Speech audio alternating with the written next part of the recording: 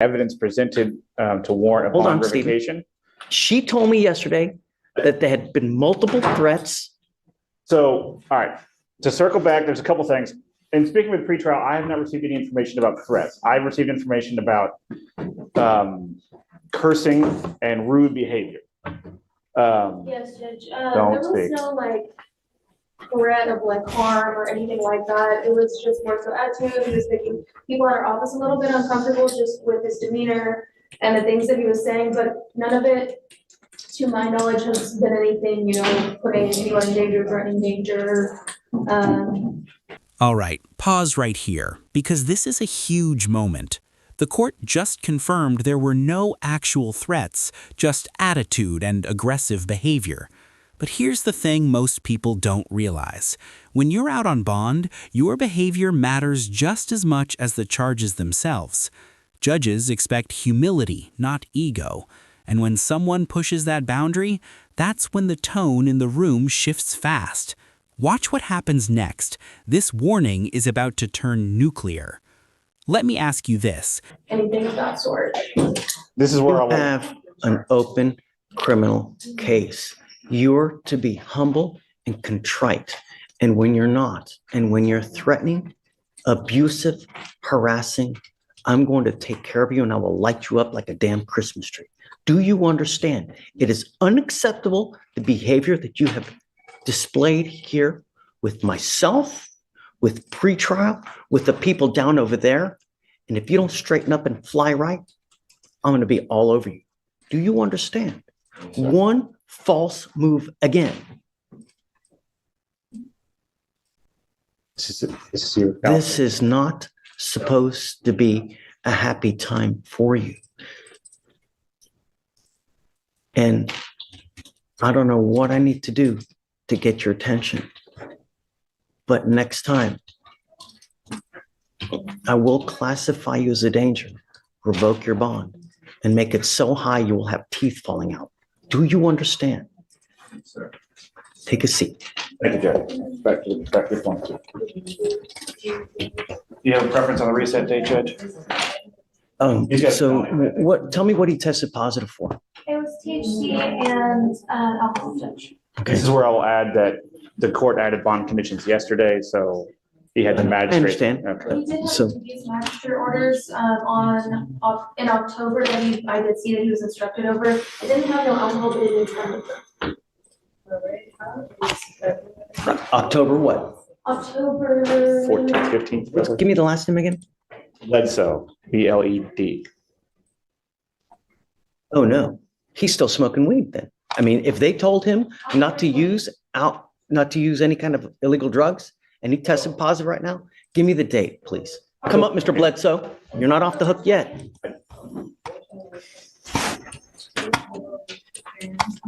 This is where I will repeat my assertion that since he's out on bond, he's entitled to a hearing where the rules of evidence would apply. What we're doing right now. Well, then I'm going to object to hearsay to anything and everything being heard by the court. What day was the magistrate condition for no using, please? October 20th.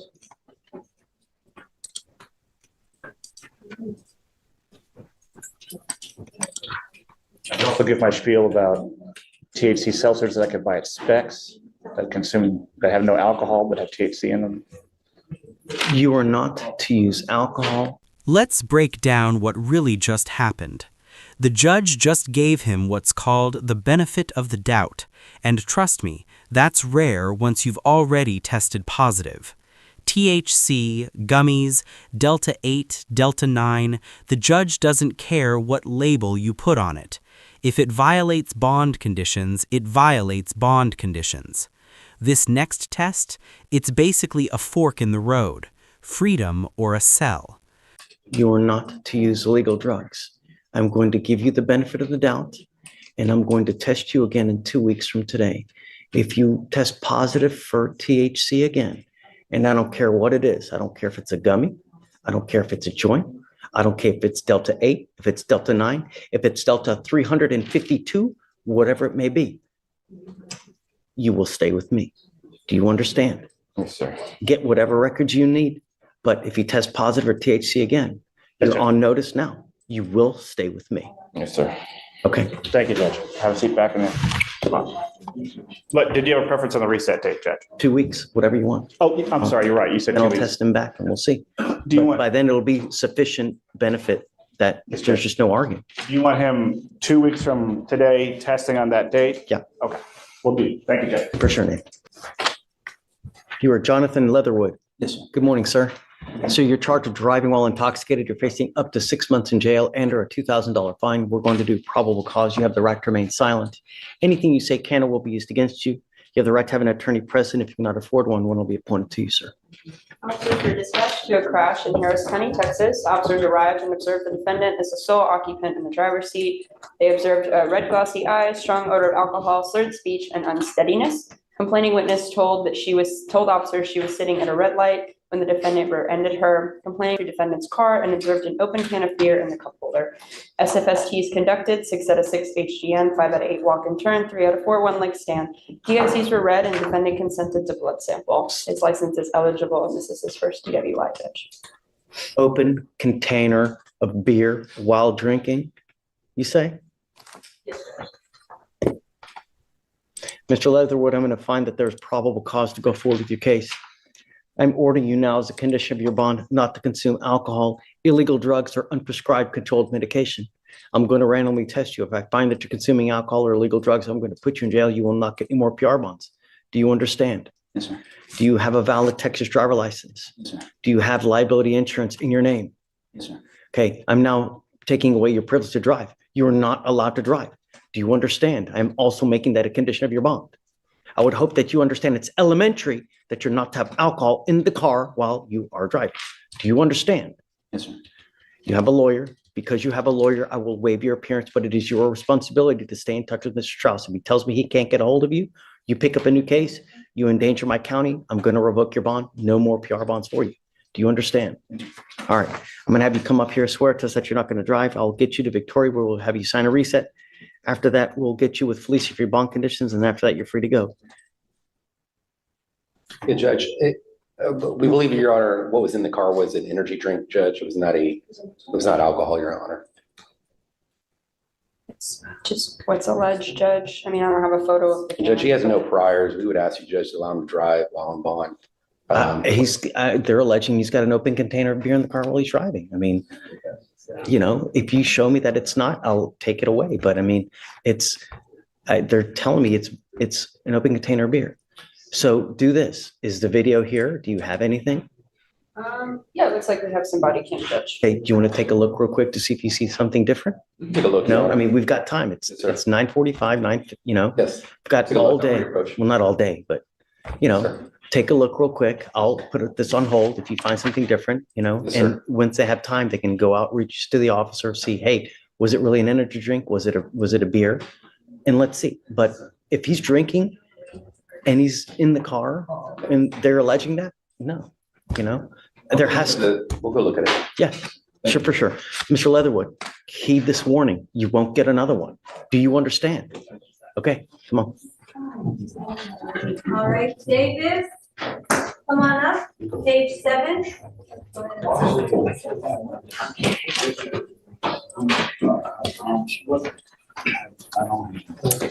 What, hey, Vic, what page? 17? 7, Se- last name Davis. Good morning, Mr. Davis. So you're charged with assault of a family member. You're facing up to a year in jail and or a $4,000 fine. We're going to do probable cause. You have the right to remain silent. Anything you say can or will be used against you. You have the right to have an attorney present. If you cannot afford one will be appointed to you, sir.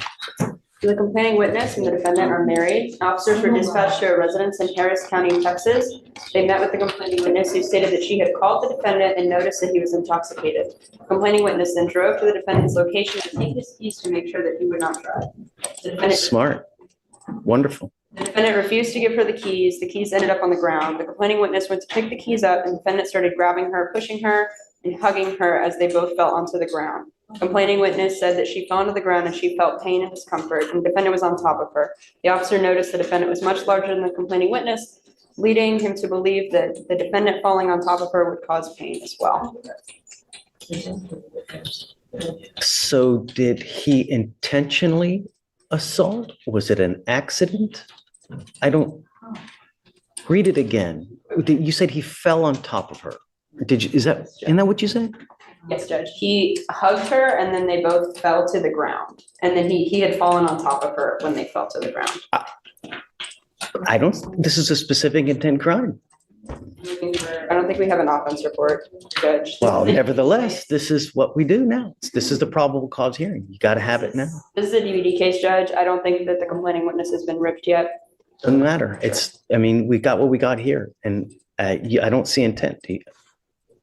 You know, in life, Mr. Davis, it's Davis, right? There are people who drink, they become very happy. You know, they're great to hang out with. They crack jokes. They're just the life of the party. And then there are those people, when they drink, they become the devil incarnate. They get horns. They just become terrible.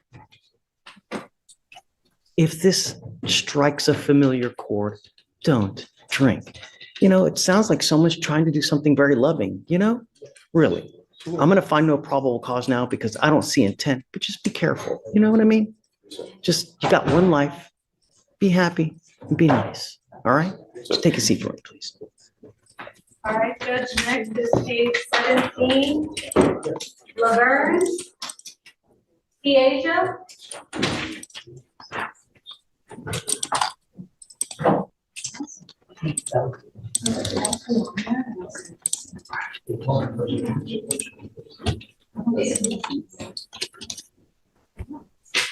I'm sorry, I missed the page. I was like 17. zoning.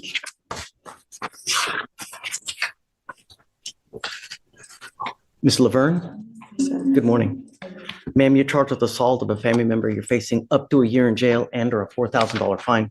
We're going to do probable cause. You have the right to remain silent. Anything you say can or will be used against you. You have the right to have an attorney present. If you cannot afford one, one will be appointed to you, ma'am. Complaining witness and the defendant were dating for 6 months. On 12/4, officers were dispatched to a residence in Harris County, Texas.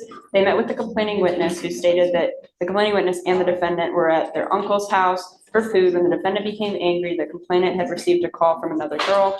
Complainant called the girl back to prove she wasn't cheating, or he wasn't cheating. Defendant snatched the phone from complaining witness and began screaming at other party. Defendant grabbed complainant by the throat with her hand and struck him multiple times with a closed fist, causing pain. Complainant called police when the arguing calmed down. The witness stated he did not observe the fighting, but did hear defendant say, I hit you, and I'll do it again. No visible injuries were observed on either party. Ma'am, I'm going to find that there's probable cause to go forward with your case.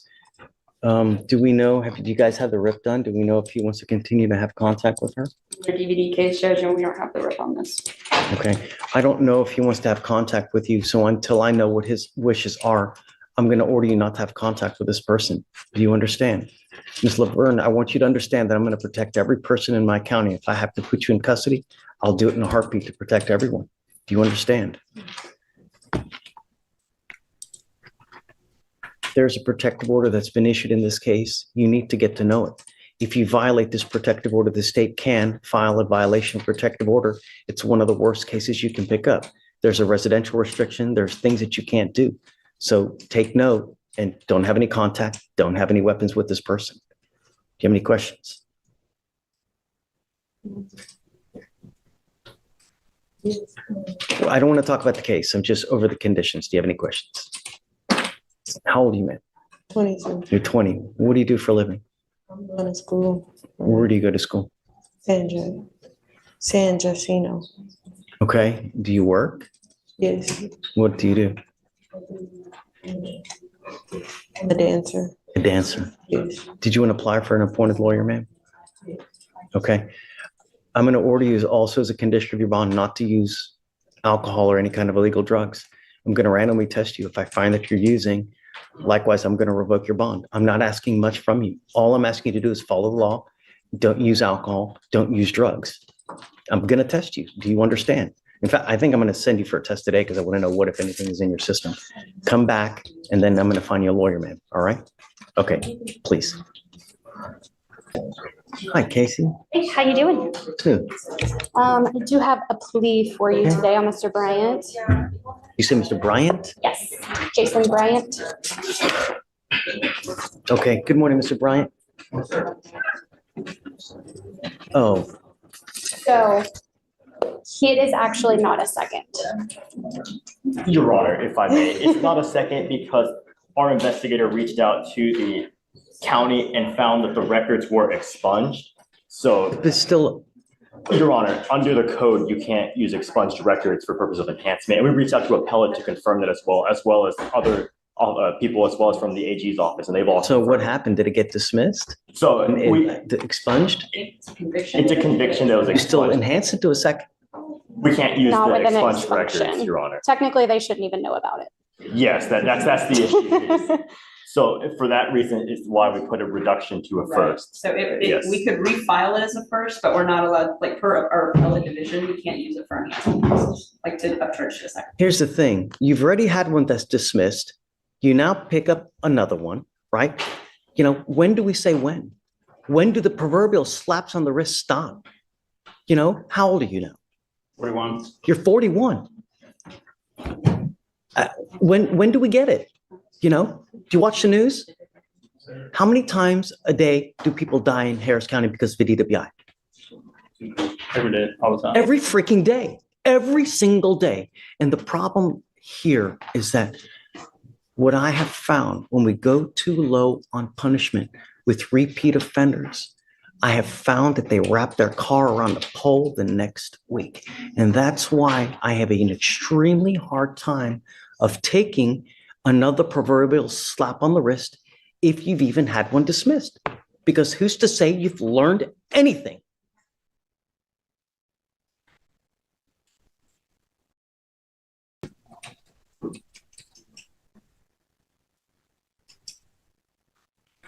Tell me about the facts, will you, please? Yes, Judge.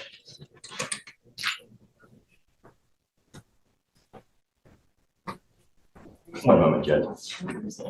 So the facts were the officers were dispatched to a major crash call, and a witness stated he arrived at the accident, observed the defendant sitting in the driver's seat of the vehicle with the engine still on, and saw the defendant get out of the vehicle and sit by a tree. The officers observed the defendant to be sitting under the tree near the vehicle and was. Did you say there was an accident? It was a single car It was a single accident, accident. Judge. He had hit a tree, and then he was being treated by HFD upon the arrival of the officers. And the defendant's vehicle had right bumper damage and windshield down and the glove box open from the accident. And that's when the officers found Two guns. a loaded handgun on the sidewalk and another single 9mm near the vehicle. And then the officers then observed bloodshot, watery eyes, slurred speech, and a strong odor of alcohol coming from the defendant. And the defendant was unable to walk due to the injuries from the accident. The defendant admitted to driving, crashing the vehicle, and owning the firearm. He also admitted to consuming the alcohol. And that's when the defendant was transported to Memorial Hermann by ambulance and was unable to perform SFSTs due to the hospital visit. And a blood draw was performed. What was the blood? It came back at 0.153. Did you guys enhance it to a 15 above? No, Your Honor, we did not. Notice that applause. That's not just drama. That's the courtroom reacting to a judge who's had enough. This is a textbook example of how repeat DWI cases escalate. Even expunged records, even dismissed cases, they still shape how judges see risk. And when alcohol, guns, and a crash collide, mercy starts running out fast. The judge said it best, an Uber costs less than a funeral. So I'll leave this with you. Should courts come down harder on repeat offenders early, or is the system already giving too many chances?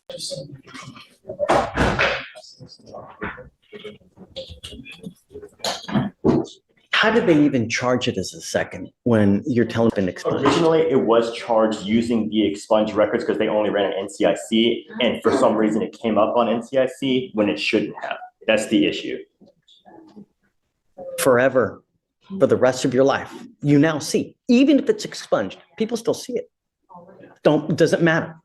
You know, in the future, going forward, what do you think is going to happen if you get pulled over and an officer looks at your record? Right. From now on, you're looking at a minimum of 30 days in jail. I'm going to tell you now, Mr. Bright, I don't want to take this. I don't think it's fair. I don't on any seconds because, there has to be consequence for behavior and it's not fair.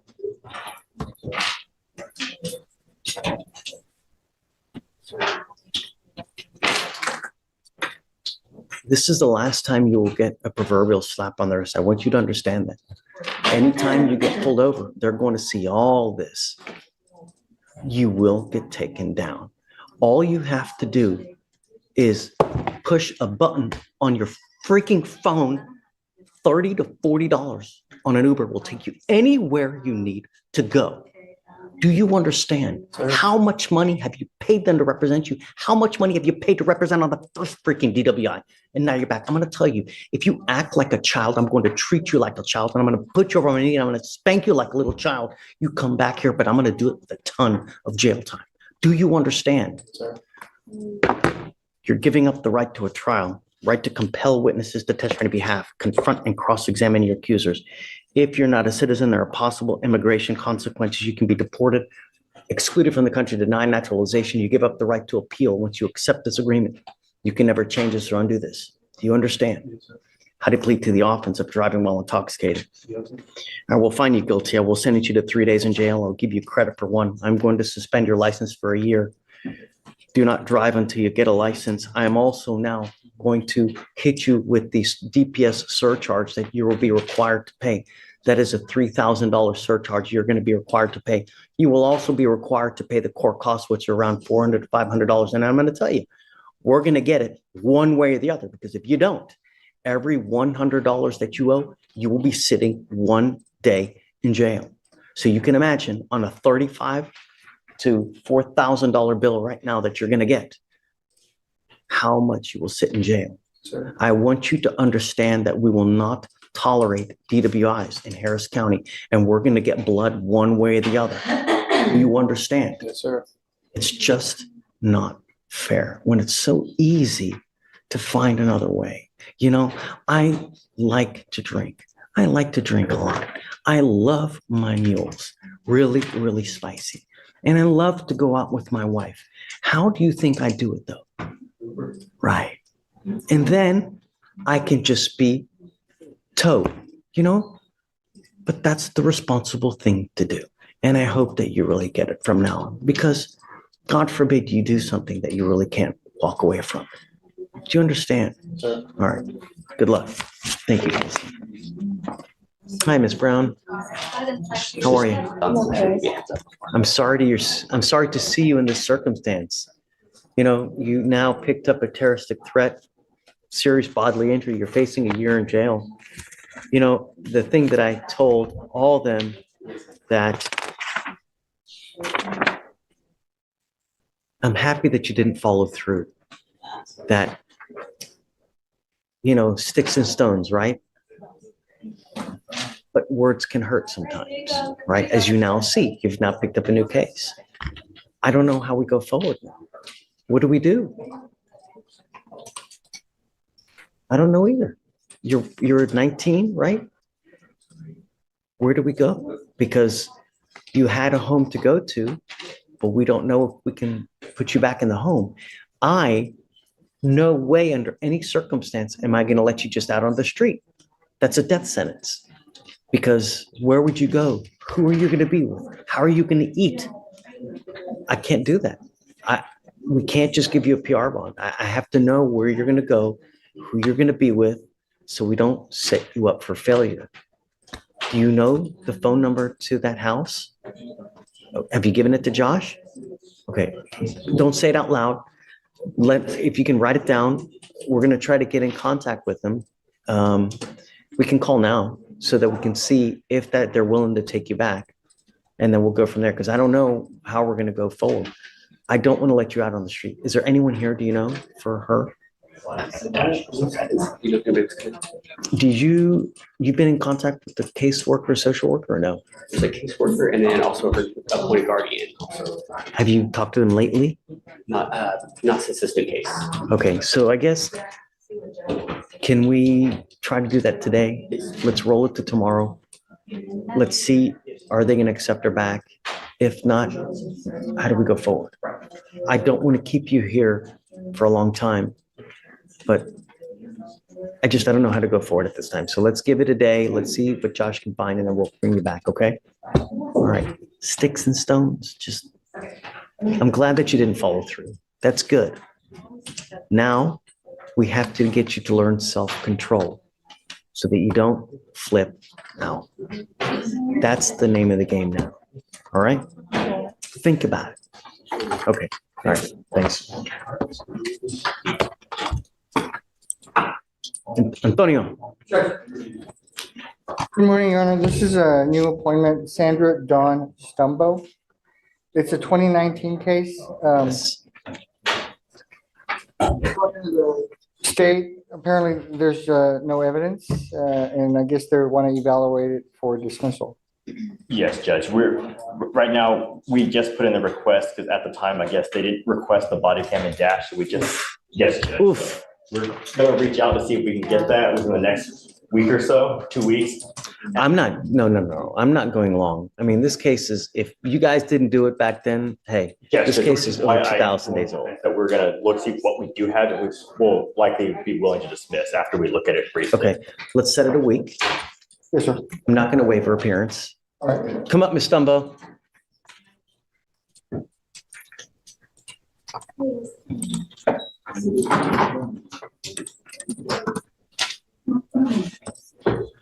If you ever take off on me again, there are going to be so many zeros behind that bond. You're going to be looking at 15 eyes.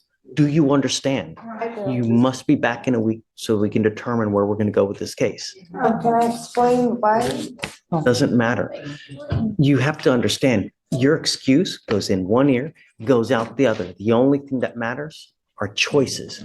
You can either make a good choice in life or you can make the wrong choice. When you show up to court, good things happen. And when you don't, there's consequence. You're old enough to understand that. Like I said, you take off on me again, get ready, because it's going to be a long ride. Okay, Antonio, we'll see you in a week. Thank you, Judge. Thanks, bud. Hey, Judge, I had a quick question for you also on Booker. So you said that we could reset her. She went and did a drug test today and was clear. Great. So I was gonna see if we could reset her out till after the new year. She'd been coming back for GED proof. That's right. Yeah, I'm okay with She that. showed me, she's called, almost a dozen different places. She's working to get into it. I think that I think it's the timing of the year. It's somewhere. Come on, Ms. Booker. Yeah. But that's like a month, and I want to make sure that, is she in and doing the studies or she hasn't gotten in yet? She showed me a lot of screenshots. People are responding and we're gonna get back to you. And she's spoken with people in person. Yeah, I spoke So to, what's happening? I spoke to Mr. Charles Jackson on the career and recovery. He Oh, says, yes. Isn't that the guy that we spoke to? Last time she was here, you spoke to him on the phone. Was it regarding her case or was that someone else? I want to say hers. So we didn't have the specific Yeah. last time we were here. We got the list at the end of the last setting. yeah. Who's that with? But he said he wasn't taking any clients until January 8th. And Oh, this is a great guy. We have him. We had him on another person. And remember, I called and it wasn't her, Stephen. It was someone else. And God, who was it? me on his It was Connor's client. Here, see, Yes, right. Good job. Dang, you're the best. You're so good. Yeah, He's a good guy. I like him. I did speak to him. Okay, so then if he's, okay, I'm willing to wait for you to get with Mr. Jackson. List. But Okay, yeah. get on the list. Don't mess around. I'm not, of course. Okay, so what did he say? What day? He said January 8th is when he's taking new clients. Okay. So let's set you for January 9th. I want to make sure that you get in with this guy, okay? If for some reason that day you don't get in, I'm going to call him myself. Okay. So that one way we'll get, okay? But just call him back, say, hey, man, I talked to my judge. Judge is cool with it. We're going to wait for me to get in with you guys because he knows you and he likes you. Okay. So that way it's more kind of, you build a rapport with this person, okay? Thank you. Do that and we'll wait for you to get in and we'll get you out with that GED one way or the other. Okay? All right. Thanks, Josh. All right. Good job.